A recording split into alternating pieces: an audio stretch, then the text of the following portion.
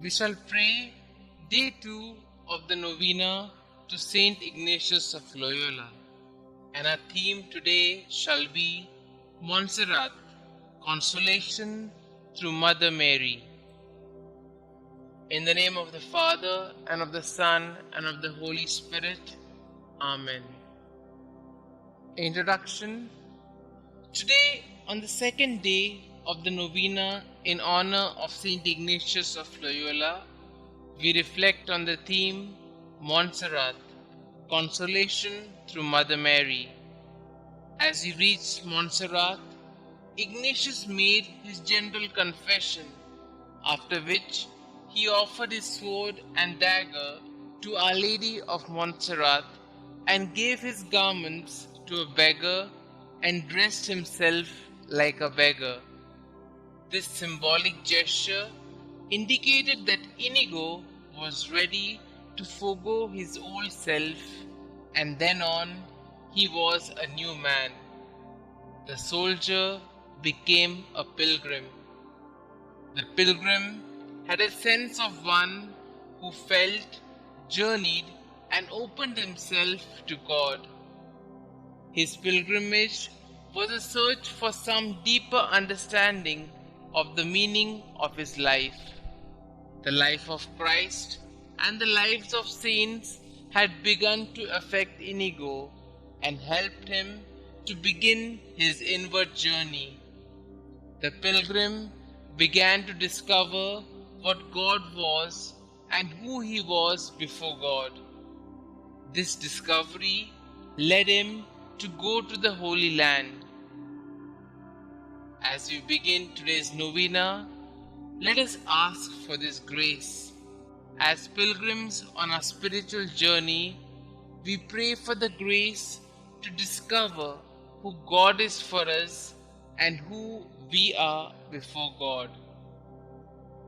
Opening prayer. Almighty, ever-living God, we pray that as companions of St Ignatius in this least society of Jesus, we may serve your majesty in obedience and follow your Son perfectly. Amen. We shall now listen to a reading from the book Testament and Testimony by Paramananda R. Divarkar. He went on his way to Montserrat, thinking, as he always did, of the exploits he would perform for the love of God. He decided to keep a vigil of alms one whole night, without sitting or lying down, but standing a while and kneeling a while before the altar of Our Lady of Montserrat, where he resolved to lay aside his garments and to don the armor of Christ. So leaving this place, he set off, thinking as usual of his resolutions. On the eve of Annunciation to Our Lady in March, at night in the year 1522, he went as secretly as he could to a beggar, and stripping off all his garments, he gave them to a beggar. He dressed himself in his chosen attire and went to kneel before the altar of Our Lady. At times in this way, and at other times standing, with his pilgrim staff in his hand, he spent the whole night. As we have listened to this reading, let us spend a few moments reflecting on how Ignatius was able to experience this change, how Ignatius was able to put on the armor of Christ and become a soldier who did everything what Christ commanded him to.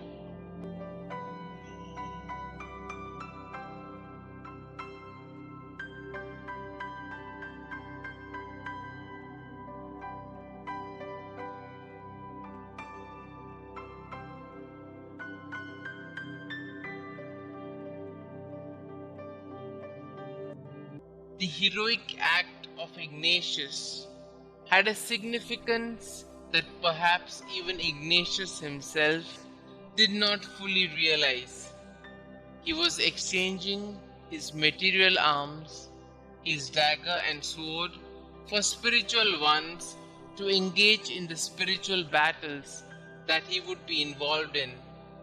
He chose to place them at the feet of Our Lady, towards whom he developed a filial devotion. It was she who would continue to bring him to Jesus, intercede for him, to gather companions, and form a group named after her son.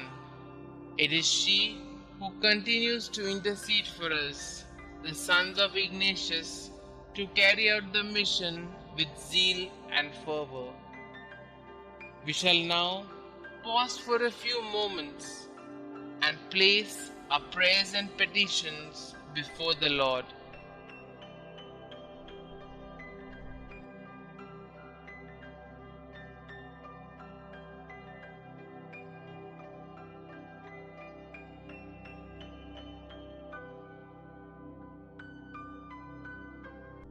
Our response shall be, Holy Mother, pray for us sinners. That as Ignatius sought the intercession of the Virgin Mary, especially at crucial moments of his life, to obtain special favors from God, we too may turn to her trustingly, invoking her blessings on our lives and mission. Let us pray.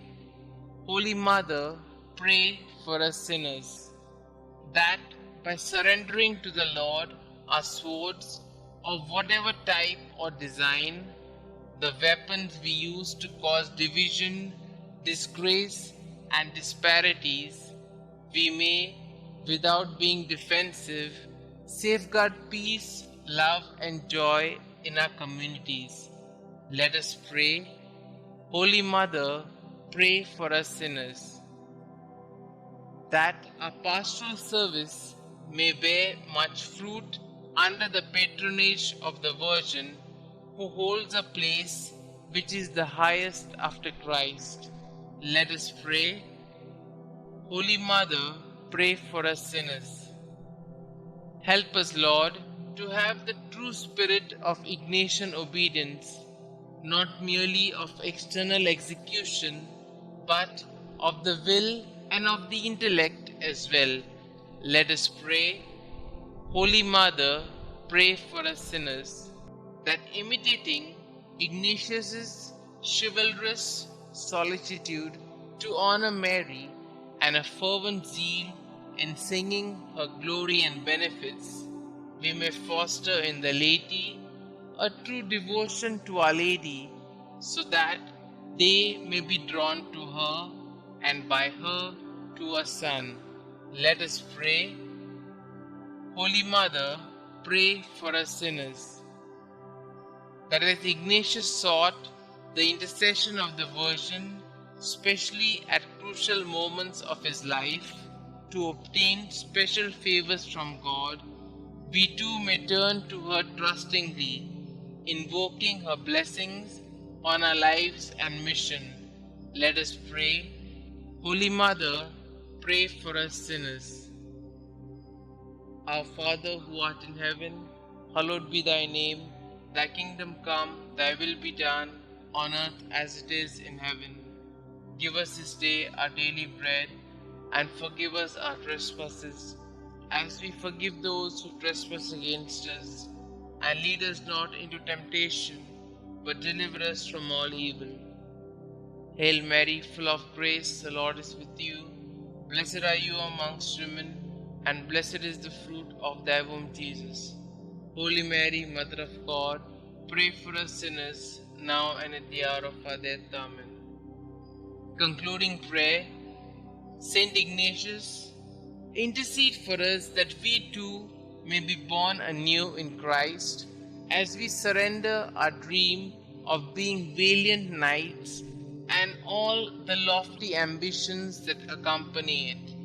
We were completely confident that the gains of your service to the new King were far greater than those you surrendered.